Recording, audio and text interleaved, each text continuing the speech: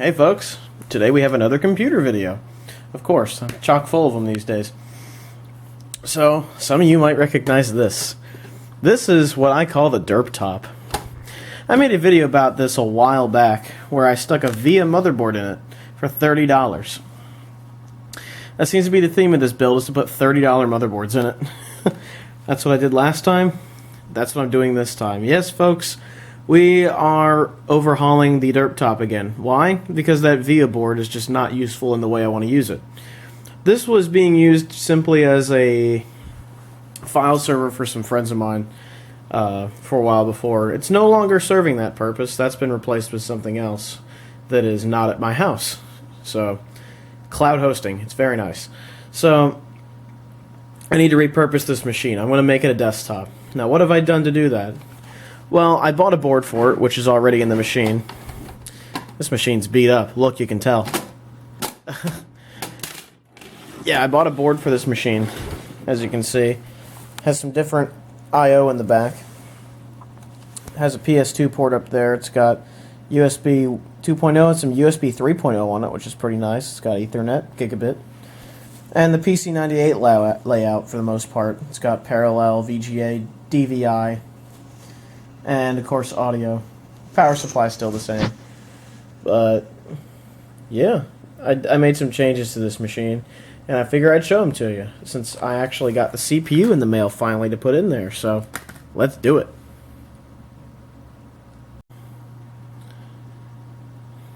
Alright, this guy is open. First, let's start with the tray here. I have taken out the optical drive. I no longer need it in this computer. Not only that, but it doesn't really fit properly since I put the new board in. I do plan to put a card reader in to fill this gap here eventually. Probably not going to do that right away, but that's definitely going to be a thing. Yes, this is the new board that I put in the machine. Let me see if I can get all these cables out of the way. This is an Intel board. Let's see if I can find the model number. Doesn't look like I have the model number on the board, but but the gist of it is it's a, oh wait a minute, it says Intel desktop board. Yeah, it's an Intel H61 based motherboard with what looks like some added features. It has an mSATA slot right there, so you can put an mSATA SSD in this machine. That's pretty cool. I'm guessing you could also put in wireless cards and stuff like that if you really wanted to, but that I think is mostly designed for as an mSATA slot. I put 8 gigs of RAM in there. You get two slots. Has 3 SATA ports. The fourth one is wired to the mSATA slot. It's 20-pin power right there. You get one X1 PCI Express slot. And of course you get LGA socket 1155, which is where this CPU is going to go. So I managed to get another ITX board for super cheap that's actually worth using this time. The other ones were there simply to make the machine run, do what I wanted it to do. The VIA board was just to get the thing even running at all, and it served its purpose. But now that board's back in its box, since this is going to be used as a desktop. I've got a hard drive over here. This is a very cramped ITX case, as you can see. It's a 500 gig Western Digital hard drive, which is good enough for desktop use, at least in the way this is going to be used. So, oh yeah, it has the battery is glued to the parallel port right there for some reason, and it's a plug-in battery too, which is actually pretty nice. So, what are we going to put in here? This chip here. This is a Core i3-2105. And you guys have heard me talk about this chip before. This is essentially another version of the Core i3-2100. Only the 05 on the end designates different onboard graphics, that being HD Graphics 3000. Which is why I chose it for this machine. I want to get the best onboard graphics I can out of this machine because you only get an X1 slot. So there's no real option of putting a graphics card in here. And there wouldn't be anyway because it's an ITX build, for crying out loud. That'd be ridiculous. So, HD Graphics 3000 on a Core i3-2105 for around $65. I think is a pretty good deal to get this thing going. So this is where the real money was. It was in the chip. I already had the RAM, I already had the hard drive and the power supply in the case and all that stuff. The only thing else I need to buy is a card reader. And I'll do that eventually. That's not a high priority, but putting this chip in sure is. So let's take a look at it real quick, shall we? Alright, let's see if I can open this bag here. There we go. This CPU came all the way from Puerto Rico. It spent about a week bouncing around the two post offices that are in that particular region of the United States. And boy, was that interesting. Okay, so it came on a nice piece of foam. Here we have the chip itself. Looks pretty good. Core i3 2105, 3.1 gigahertz. And now you can sort of read it. See how the back of the chip is. You got to inspect these because when you buy them used, you never know how beat up they are, but most of the time you're fine. All the capacitors and resistors and stuff on the back here look fine. The only thing I need to do is to prep the chip. Now here's how I prep a chip that I just bought off of eBay that's already clean. You don't need to use any special solution for that. What I do is take some alcohol and just wipe it down. I wipe the pads, the contacts on the bottom of the CPU down, and I wipe the top just to prep it for heatsink use. And we're going to be using a stock Intel heatsink, but one of the nicer ones that has the copper on the bottom. As you can see right there, there's the copper. I'll be using one of those. Now, I don't really like stock Intel heatsinks all that much, but you know what? It's an ITX case. It's what I have. I'm not putting any more money into it. It's just done at that point. Nothing's broken. It all works. So I'm using one of these alcohol swabs that I get with some of the medicine I take. It's just 70% isopropyl alcohol. And, you know, just wipe it down. There you go. And it's 70%, so you might have to, like, move it back and forth like that in the air. You can sort of see in the mirror, I'm moving it up and down to sort of get airflow going to dry the alcohol on it. Don't drop the chip when you do this or it's bad news. Then I'll flip the chip over. Use the other side of the little pad of alcohol here, and then I'll wipe down the contacts.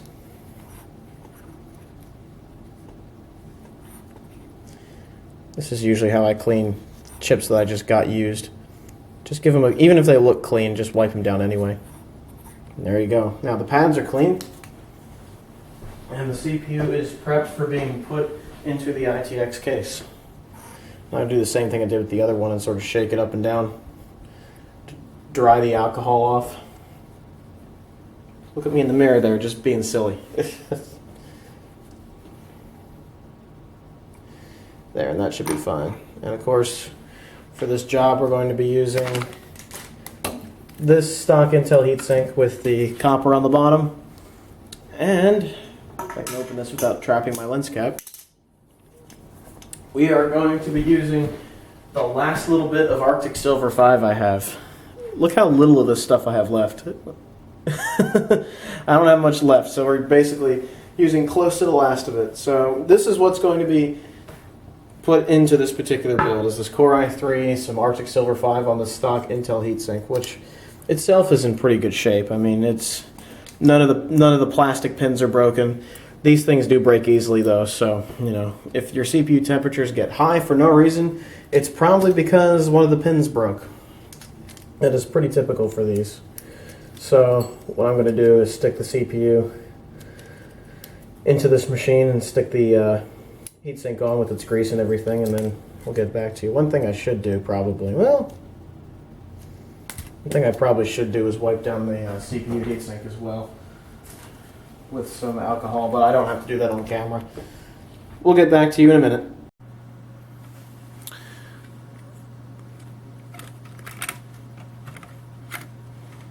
Pull the cover off. There you go, save the cover for later in case I sell the board. I think that cover actually came on a BioStar motherboard.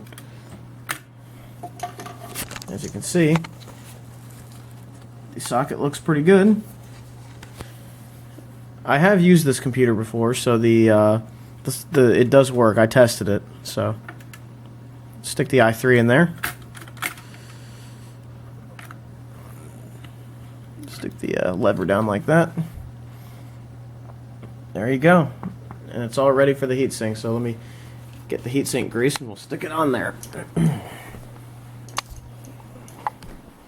Let's grab the grease here and the heatsink and we'll stick it on. Alright. See if I can get a good angle on this. I literally have the camera sitting on a bundle of wires in the case. It's being held up by the RAM, just barely, as you can see, like right there. That's funny. So, yeah, this is the effort I go through to get good footage. Alright, so take the Arctic Silver 5 and we'll apply it to the Core i3. Now, for coolers that have a small area like this, like the copper on these, you don't really need to spread the CPU full of the stuff because it's not going to take advantage of it. So you really only need to spread the grease for high performance CPUs that put out a lot of heat and to where the cooler will actually sit on top of the entire heat spreader on the CPU. So what I do in situations like these where the cooler is just not that substantial, I do the dot in the middle trick, which here's my method of doing it. What I do for this, I just stick a dot right in the middle there, like a little bee of stuff. Gets a bit stringy.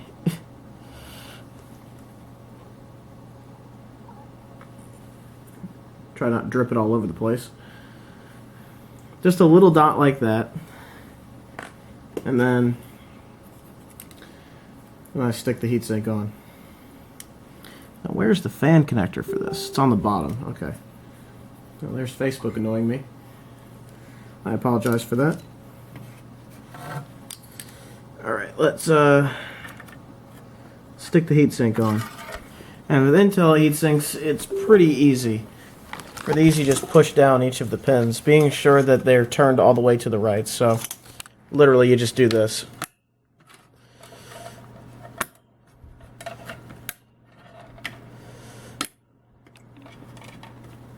Push it down tightly, make sure it's all there. This motherboard flexes when you push it down. Alright, so then of course I gotta plug everything else in. So that's the CPU connector here. Remember to plug in the CPU connector. In the previous video, I'm sure you guys saw that I forgot to do that and thought the CPU was broken. Even after 11 years of working on computers, I still screw simple stuff like that up. Remember to plug that in. So I'll get all the rest of the stuff plugged in and put the thing back together and we'll be all good. You know, I'm really beginning to hate this damn thing because it gets in the way of everything down here. This is the fun of ITX cases. The RAM was too tall, so it was budging wires up against everything. So I got some of this low-profile Kingston RAM and just stuck it in here. It's 1333, it's 8 gigs. It's the same, it would run the same as the other RAM would before, so there you have it. I did manage to plug this thing in, it just barely reaches. So that's why this wire was such a problem. Luckily, if I spin the fan, it doesn't catch on anything, so it'll be fine. Cable management in here sucks. It's always going to suck. Yeah. Anyway, I'll try to put the rest of this thing together now. Okay, I have this computer on its stands and everything, sitting on the rug here. Got a tiny little keyboard plugged into it. And we're just going to use this to look at the BIOS. What this computer ends up being is likely going to be either a Linux or a Windows machine, depending on where in the house I put it. I haven't decided on that yet. I have a feeling it'll be going on a desk in here, so it might run Linux or Windows 7 or something like that. Probably Windows 7 or Linux or Debian would be what I would put on here. that's not so interesting. I'm sure you all know what an operating system does in a computer. It makes it do stuff. So I'm not going to go over that as much as the hardware itself, because that's what we're interested in here. What I have to do with this front panel is I literally have to tape it on because it just doesn't hold itself on anymore. I need to get a new ITX case, mini ITX case. Oh well. Until I get the card reader, I'll just leave it loose like that. So anyway, let's turn this thing on and check it out. Alright, she lives. Boot settings F2. So we'll do F2 on the keyboard there. Alright, here we are. Core i3 2105, so it recognizes it. The chip is good. 3.1 gigahertz. It has hyperthreading on it, so it sees four cores. Of course, 2 of those are logical and 2 of those are physical. There we go. We have our 8 gigs of RAM in here. System ID information. I can tell you the name of the board now. It is an Intel DH61DL. I got this board for about $30 off of eBay. Looks like it was manufactured by Bytespeed LLC. That's interesting. Huh, that's funny. I don't know if that's who made the board or who owned the board previous to me. So that's interesting. But anyway, that's the board. It's a DH61DL, which seems to be a very nice board. You know, Intel's boards can be kind of flaky sometimes, but this one in particular seems very nice. So what can you do with it? You have onboard devices. You can turn the PS2 and LAN on and off, which is interesting. You have numlock turn on when you have the machine on. You can put it in AHCI or IDE mode, which is typical for machines of this age. It sees the Western Digital drive there, the 500 gig. Event log. Huh, interesting. Chassis intrusion. Somebody stole it. So there you have it. Looks like the last time it was really used all that much was 2011. Video. Whoops. Maximum DVMT. Integrated video port. Auto. So, board has some decent stuff in it. CPU fan is not spinning too fast, which is nice about these stock chips is they don't get too hot. Although, as you can see, the Arctic Silver has not cured yet, with a combination of this case not having great ventilation. So the CPU temperature right now is 45 degrees C. And it seems to only be getting higher, but I think most of that has to do... Is this fan spinning? Yeah, it is. I think most of that just has to do with the fact that it's a cramped case. It should be fine for the most part. Once the Arctic Silver cures, because I just put it on, it'll probably cool much better than it is right now. Looks like the power supply voltages are mostly in check. 3.3 is a little high, it's at 3.4. Which is unusual. The last power supply I had in this system, the 3.3 volt rail went up to a 3.6. That was interesting. I think at 3.4 it'll be fine. If that's out of tolerance, I'll look those up later. But I think that's in tolerance. Apparently you can overclock on this board. Interesting. You can enable virtualization, the chassis intrusion stuff, the C states in the processor, and speed step, and all the boot options. It does have UEFI in case you want to use that. I probably won't on this computer because I don't really need it, because it's not running Windows 8 or 10 or anything like that. It won't be anyway, because Windows 10 does not support the Intel HD graphics on older chips that well. So there you have it. The computer runs. It'll probably boot up into an OS or something like that. See if it does, just for fun. FreeBSD is still on here. Nice.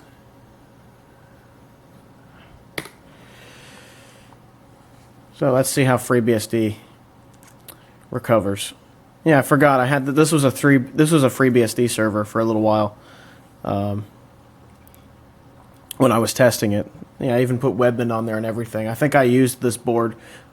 Yeah, I used this board a little bit before to test the test FreeBSD, and that was when I had a Pentium dual core in it. But now that this thing's being used as a desktop with an i3, I think it's appropriate that I take FreeBSD off here and put something else on here. FreeBSD is nice, but only in specific applications for what I do. It does work, so, you know, hit that button there, make it shut off. So this thing will end up with Linux or Windows on it, depending on what use it has. I'm leaning towards Windows 7, but if that doesn't work out, Linux will be on here. You guys know me. So there you have it. That is a little bit of a revival of the Derptop. If I have more to add, I'll add it later. But for now, I'm going to say, have a good one, everybody. Ciao.